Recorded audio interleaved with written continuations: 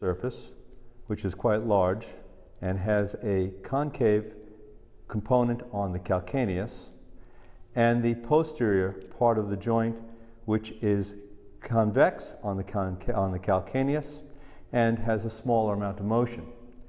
This joint is considered bicondylar. It is considered having two modified ovoid joint movements, and yet functionally acts as one functional movement of inversion and eversion. Inversion being a combination of adduction, plantar flexion, and lateral rotation, and eversion being a combination of abduction, abduction, with dorsiflexion and medial rotation. The closed pack position for this joint is in subtalar eversion with dorsiflexion. The capsular pattern of restriction is a lack of inversion, and the resting position is in a neutral position, out of eversion. We're going to also take a look at the ligaments that support this joint, which are going to be two extra-articular ligaments, one being the medial collateral ligament, which goes from the medial portion of the talus, goes anteriorly to the sustentaculum tali, and the lateral collateral ligament, which is going to be going from the lateral part of the talus down towards the calcaneus.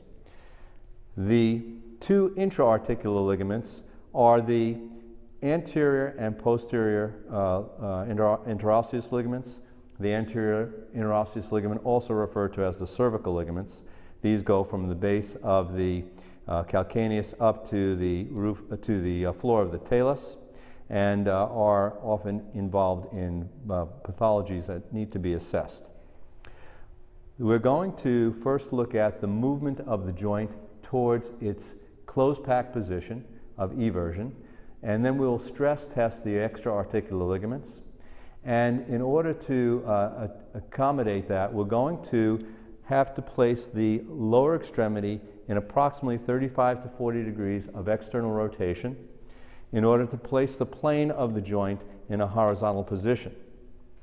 Once we've done that, we're going to block the talus laterally. We're going to first look at eversion, blocking the talus laterally with one hand, and with my other hand I'm coming on to the sustentaculum, and I'm going to first get the angular motion taken up with eversion, which is again a relatively small motion, approximately 15 degrees or so. However, as I apply the linear glide to this joint, I'm going to find that there is a fair amount of glide that occurs in order to get to the end range. Looking at inversion, I'd switch my hands around, coming onto the medial aspect of the talus, grab the calcaneus at the calcaneocuboid joint line, and then I would again take up a much larger inversion angular motion with a relatively small linear motion towards the end of inversion. To test the ligaments, again, we're going to come to the closed pack position. So I'm going to, again, assume my position to achieve full eversion, take up my angular motion, then my linear motion.